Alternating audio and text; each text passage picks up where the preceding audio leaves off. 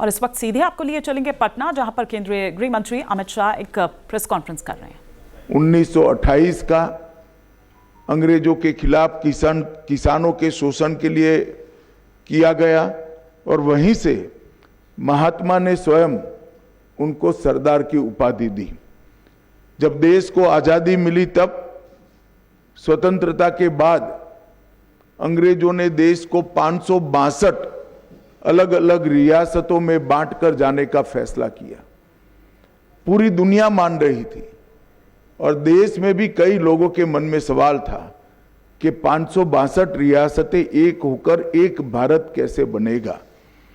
परंतु कुछ ही समय में एक दृष्टि से कार्य पर दृष्टिपात कर देखे तो बहुत कम समय में 562 रियासतों को एकीकृत करने का भगीरथ कार्य सरदार पटेल ने समाप्त किया और आज भारत का जो मानचित्र हमारे सामने है वो मानचित्र सरदार पटेल की ही देन है। हैदराबाद में पुलिस एक्शन, जूनागढ़ का एकीकरण, ये सभी चीजों को कहीं कुने से, कहीं दृढ़ता से और कहीं व्रज से भी ज्यादा कठोरता से एक एक कर रिजॉल्व करने का काम किया। भोपाल हो, काठियावाड़ की रियासतें हो, त्रावणकोर हो या जोधपुर हो, हर जगह पे जो समस्या आई इसका निवारण सरदार पटेल ने किया और पाकिस्तान का जो प्रयास था पाकिस्तान कॉरिडोर बनाने का, उसको निरस्त करने का काम किया। किसी भी प्रकार की प्रचार की अपेक्षा के बगैर, किसी भी प्रकार के यश के अपेक्षा के बगैर देश के लिए जीवन कैसे जिया जाता है उसका उत्कृष्ट उदाहरण सरदार पटेल थे।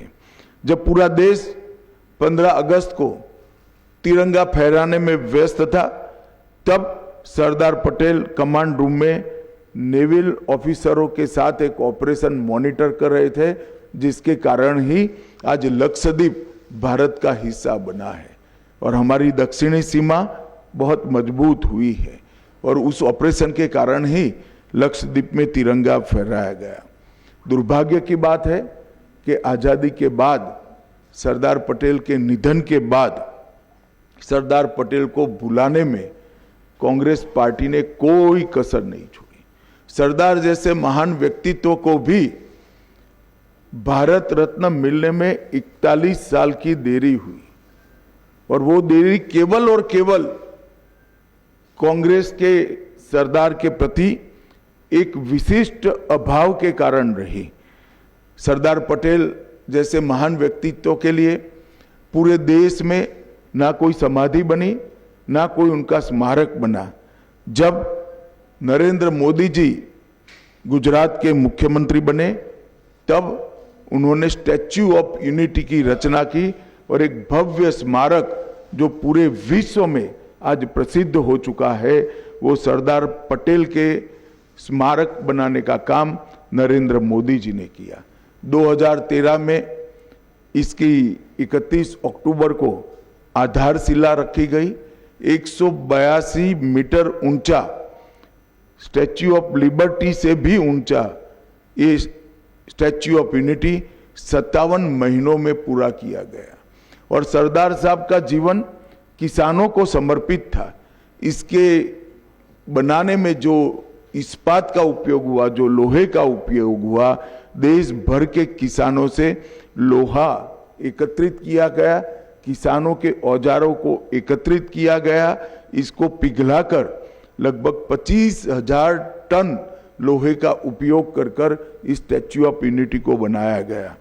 90,000 घन मीटर कंक्रीट और 1700 टन से अधिक कांसा का उपयोग कर एक अविस्मरणीय स्टैच्यू ऑफ यूनिटी बनाया गया है और आज स्टैच्यू ऑफ यूनिटी सरदार साहब को श्रद्धांजलि देने का, इनके प्रति श्रद्धा व्यक्त करने का एक प्रमुख पर्यटन स्थल बन चुका है।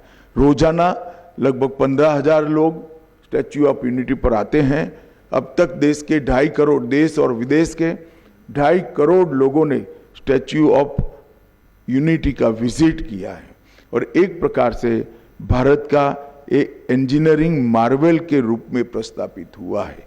नरेंद्र मोदी जी ने इसके आसपास 14 प्रकार के अन्य पर्यटन आकर्षण खड़े कर पर्यटकों का एक प्रिय स्थल बनाया है।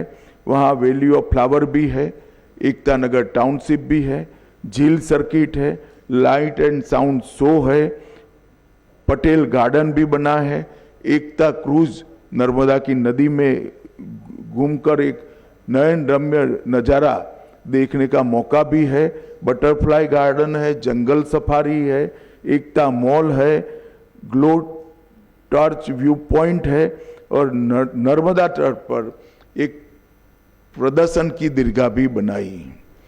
एकता नगर का जो कार्यक्रम हो रहा है सापुतारा और विंध्याचल की पर्वतमालाओं के बीच में एकता नगर स्थित है। वहीं पर कल सुबह प्रधानमंत्री जी 7:55 को परेड की सलामी लेंगे। ये राष्ट्रीय परेड में केंद्रीय सशस्त्र पुलिस बल, कई राज्यों के पुलिस बल कौशल, अनुशासन और वीरता का प्रदर्शन करेंगे। इस वर्ष परेड के अंदर सीआरपीएफ के 5 शौर्य चक्र विजेता और बीएसएफ के 16 वीरता पदक विजेता भी शामिल होंगे। परेड का नेतृत्व महिला पुलिस अधिकारियों द्वारा किया जाएगा और परेड में ढेर सारे सांस्कृतिक प्रदर्शन भी करने का आयोजन हुआ है। हर राज्य की पुलिस से, हर सीएपीएफ के जवान अपना सांस्कृतिक कौशल का भी परिचय कराएंगे। बीएसएफ का ऊंट दल और ऊंट सवार बैंड भी इसके अंदर शामिल होगा। गुजरात का घुड़सवार दस्ता शामिल होगा। आसाम पुलिस का मोटरसाइकिल डेयर डेविल शो भी इसके अंदर होगा और कश्मीर और पंजाब की पुलिस भी इसके अंदर हिस्सेदारी करेगी। एनएसजी, एनडीआरएफ, अंडमान निकोबार द्वीप समूह और पांडिचेरी भी अपनी अपनी झांकियां रखेंगे। जम्मू और कश्मीर पुलिस भी अपनी अपनी झांकी रखेगी। वायुसेना की सूर्य किरण टीम, उनका भव्य एयर शो इस परेड का शिखर बिंदु होने वाला है। 900 से ज्यादा कलाकार देश भर से आकर हमारे देश की सांस्कृतिक विरासत को देश और दुनिया के सामने रखेंगे और एक प्रकार से ये परेड सच अर्थ में भारत की एकता का परेड बनकर रहेगा। एक भारत श्रेष्ठ भारत के कंसेप्ट को जमीन पर उतारने का काम करेगा और सरदार साहब की 150वीं जयंती के बाद अब हर 31 अक्टूबर को 26 जनवरी की तर्ज पर ही ये परेड नियमित रूप से मनाया जाएगा और हमेशा के लिए देश के युवाओं को सरदार साहब के सिद्धांतों को और सरदार साहब के देश के लिए किए हुए कामों को जानकारी देने का ये माध्यम बनेगा। जहां भक्ति है हर शब्द में, कथाओं में छुपे हैं दिव्य रहस्य और ज्योतिष देता है जीवन को दिशा। धर्म से जुड़ी हर बातों को जानने के लिए हमारे चैनल स्तुति को सब्सक्राइब करें। चैनल पर जाने के लिए इस लिंक पर क्लिक करें।